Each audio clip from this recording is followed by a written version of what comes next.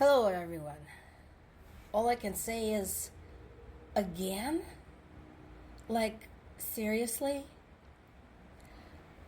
I think this particular thing is something that the Russian government does, I don't know, at least 2 or 3 times monthly.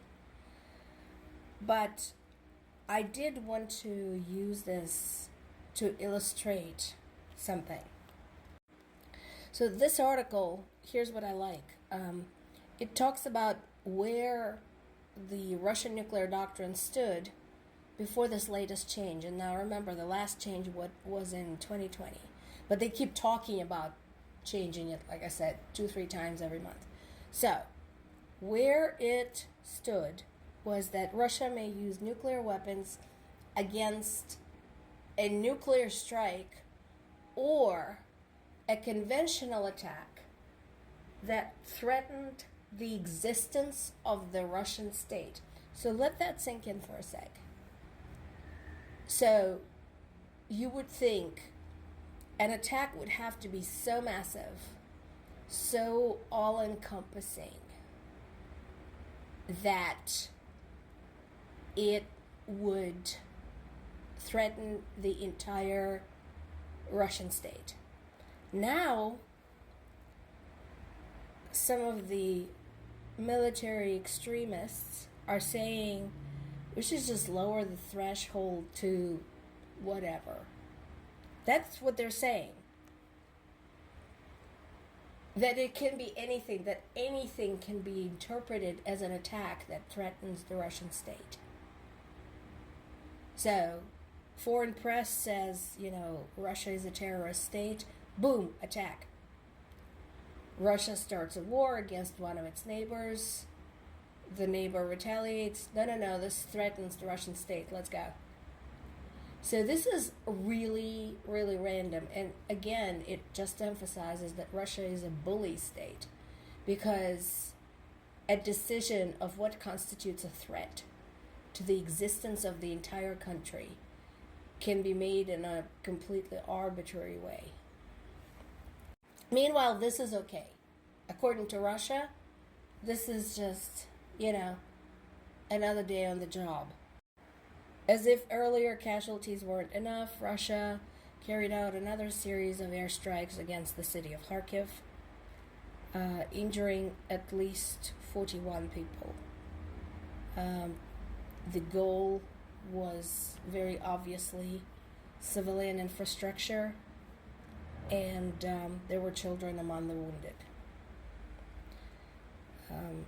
I don't know what sort of threat they saw. Russians in a sports complex and a supermarket. I don't know, maybe they need to go see a doctor because they're imagining a whole lot of stuff where there isn't any.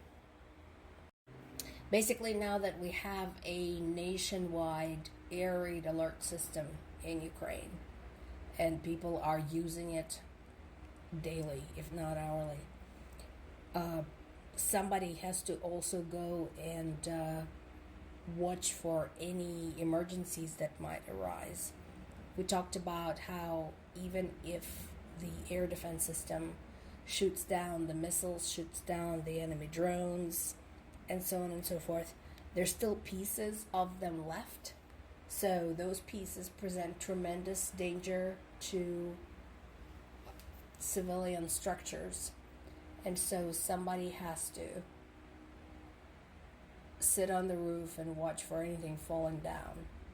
I hope I don't have to explain in great detail why that is dangerous. And that is what Ukrainian women are doing right now, since who else is going to do it? Poland had to scramble its jets because of the concerns to the safety of its airspace, because of the massive airstrikes against Ukraine. Mostly the alert went up in the southeastern part of the country. But again, it's so close. I think specifically folks who live in the United States can't quite imagine how close things are in Europe. In the US, you may drive 2 hours to go have Thanksgiving dinner with the in laws. In Europe, you can drive 2 hours and end up in another country and then some. So, yes, when something happens in Ukraine, it affects Poland, especially those very long range attacks with massive amounts of projectiles. Nobody's tracking those on the Russian side, they're just firing. So those can very easily cross over into another country. And still talking about the drone attack carried out by the Ukrainian military on Sunday. There are now videos showing explosions at the power stations and the refineries, including in Moscow, and that has to have rattled them. I hope it did, because I mentioned this before. I don't think people living in Moscow or any of the other bigger cities that are removed from the Ukrainian border realize that once they started this war, it was only a matter of time before it came to them.